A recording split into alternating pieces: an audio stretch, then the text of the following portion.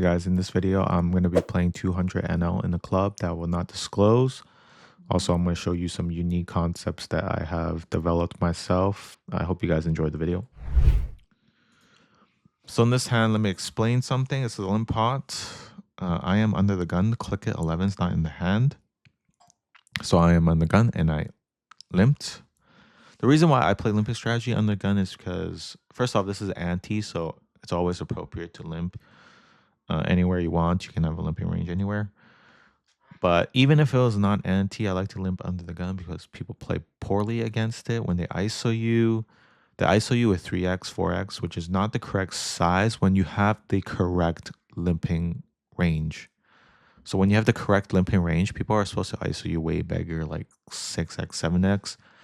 Only with that size, 6x, 7x, you will be put in a tough spot where you will have to have an even perfected strategy where you have to have like folds and call and like some folds, some calls, some raise. But when people ISO you with 3x, 4x, you never have to fold because your limping range always has a hand that can call 3x or 4x. So you should definitely implement that into your game in live poker for sure, because people in live poker do not ISO you with the correct size. Because when you have pocket fours, pocket fives, 7-8 suited, you never have to fold to a 3x in any game. So here, ace 5 suited, this goes into my re-raise, limb re-raise range. However, ace 5 suited is okay if they ISO you to a small size. This hand can actually call. It might be better to use ace 10 offsuit, ace jack offsuit, stuff like that.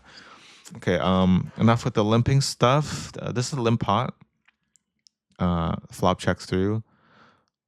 So when it checks through and I have ace 5 on the turn, and the turn is ace, it's really thin. So the hands I'm targeting are flush draws, a 6, queen jack, queen 10. And versus those hands, I can only use a small size because only a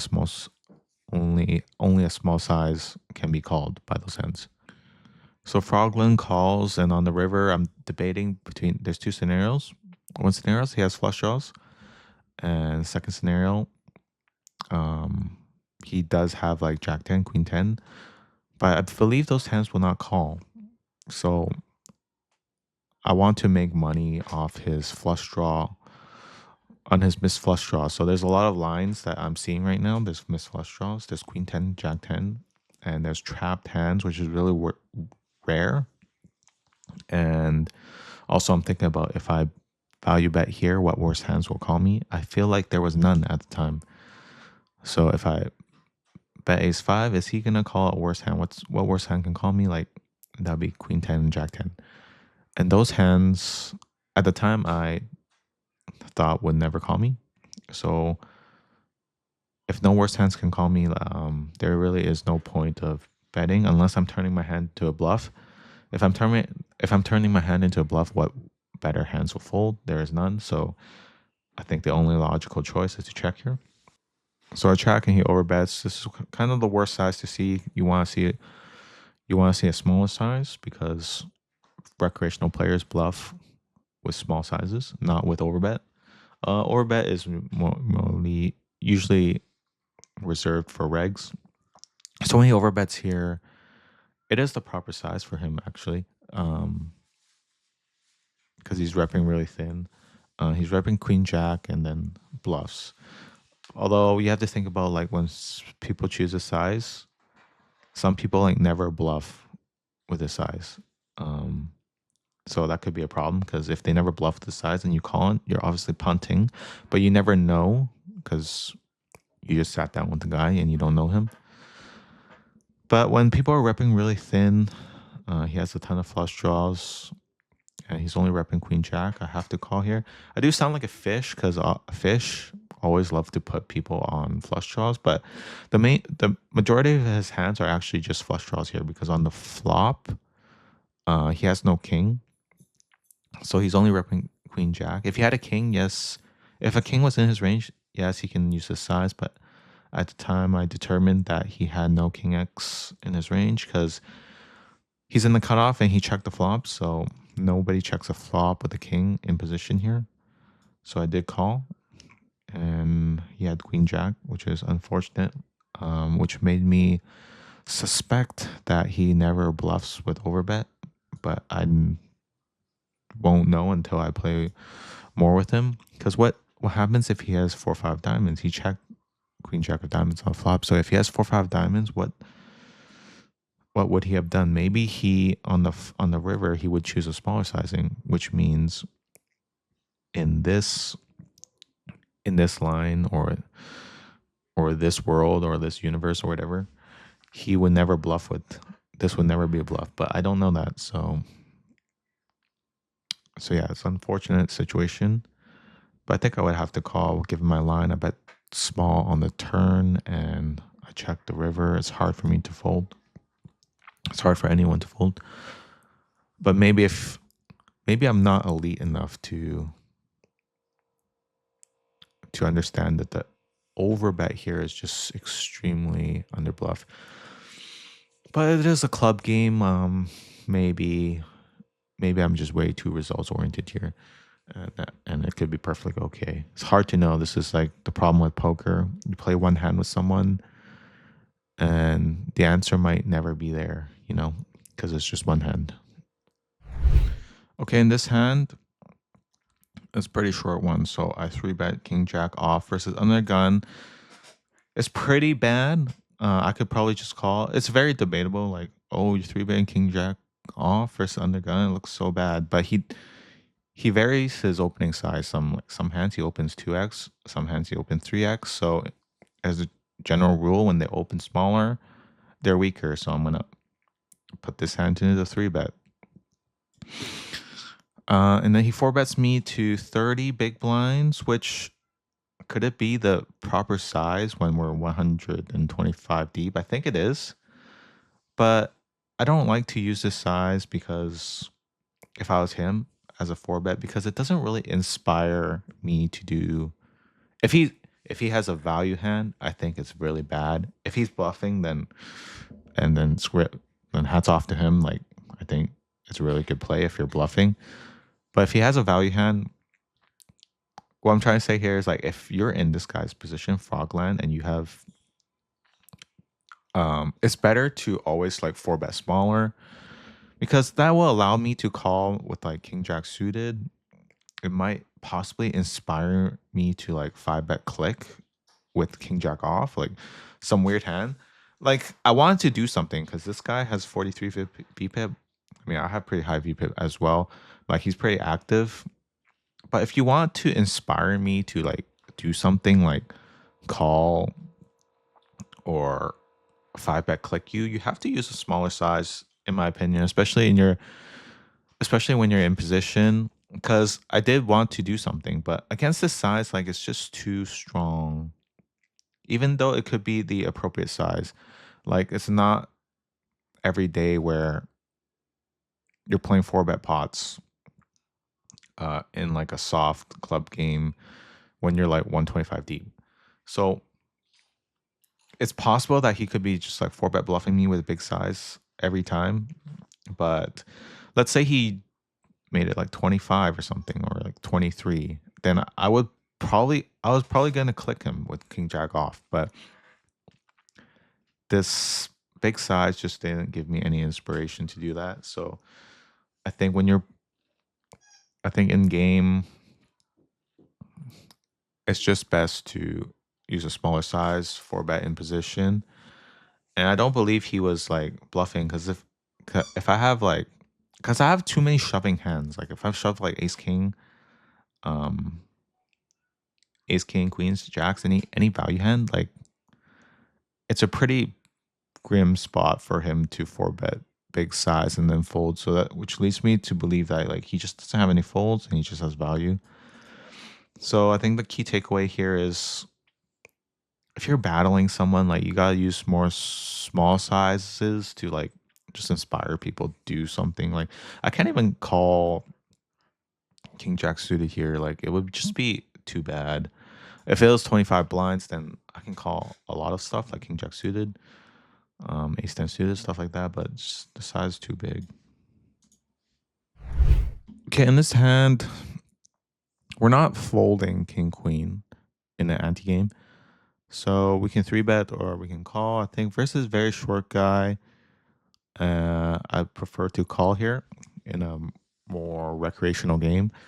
And when there's the ante, it's just like it just justifies even more because in ante you can call a lot in the small blind.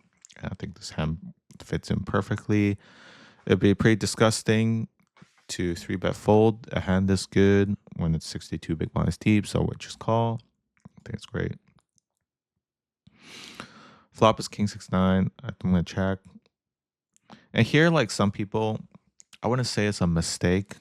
They're very close, obviously, between calling and raising. Because if you call, yes, you're like, yeah, maybe he can bluff into you, but this guy's like 24 V pips, 62 blinds, obviously recreational. How often is he gonna just triple off into you when you're holding king queen and then just be good? I think on this board it's better to raise.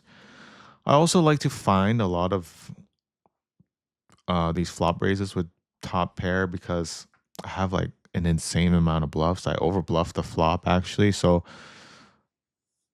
when I'm over bluffing these spots, I'm always thinking I need to have more value. And I think king queen fits in there nicely. It can definitely stack off. Although if he rips the flop, maybe it's pretty grim, but I would still call.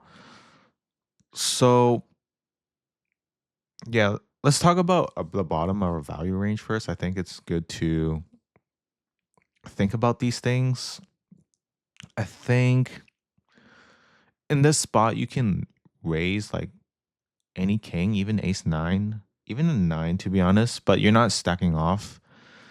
So the thing is like when we raise the flop for value, it doesn't mean you have to stack off. Like you can still check the turn. Like let's say I have ace nine and I raise here. Um and then the turn is a deuce. I can probably still play for stacks to be honest in this game, ace nine, but maybe in a different game, it would be too thin. Then you can check it. Like the hand's not over if you raise for value on the flop. It doesn't mean you have to blast off. I think some people like fall into a trap where they raise the flop and then their entire range has to play for stacks. No. You can pot control. You can check. You can check the turn. You can do a lot of things. When you check the turn, a lot of things can happen. They can bet, and then maybe you can turn your hand into a bluff. There's like so many lines that can happen instead of just raising the flop and then going crazy and then going in on the turn and then going on in on the river. However, this hand, this is not one of those hands. This is king queen. I would play for stacks, so I would raise the flop, maybe GL the turn and river, depending on what card it is. So we raise for value here, and he folds. And also another thing, like just like the flush draws, I think it's very overcalled by recreational players. So I think I talked about limping, right? So this hand is a perfect hand to limp raise. The sizing is always like a bit ambiguous. You just basically choose a sizing where it looks like you could have some bluffs, and in this situation, in this spot, this is what I choose. 25 big blinds. They both call, and I'm prepared to pretty much blast off because you're just perceived to have aces a lot, and I don't know, they have a ton of hands here. Like the only hands that can pretty much call you down is a set, which they do have a lot. Not this guy, maybe. In this game, yes, they could have actually have all the sets, but I'm prepared to blast off here. When you play the limp re-raise in a game where they don't know who you are, it's best to blast off. I find that it works well because they overfold. It looks like you have aces a lot. So to get the most out of my bluffs, to get the most efficiency, I'm gonna bluff the flop and turn to get maximum fold equity. So on the flop, you go small, and when you go small, they have to fold like king jack, queen jack, stuff like that. And on the turn you jam, they have to fold their sixes, their pocket sevens, their pocket nines, their like ace eight suited, stuff like that. So I go small here. This guy calls, which is not a problem. He can still fold on the turn with the stack size, with the remaining stack size. This guy as well, if he calls, I could possibly change my strategy and go small on the turn again and then jam the river. But if he folds, sorry, yeah, we are pretty deep, so I could actually deal the turn as well. But he raises here, which is unfortunate. Could this be a bluff? Possibly, but this is way too optimistic, and I think it's a punt if I do anything with ace king here. Aces or any overpair, of course, like I'm in, but not with this hand.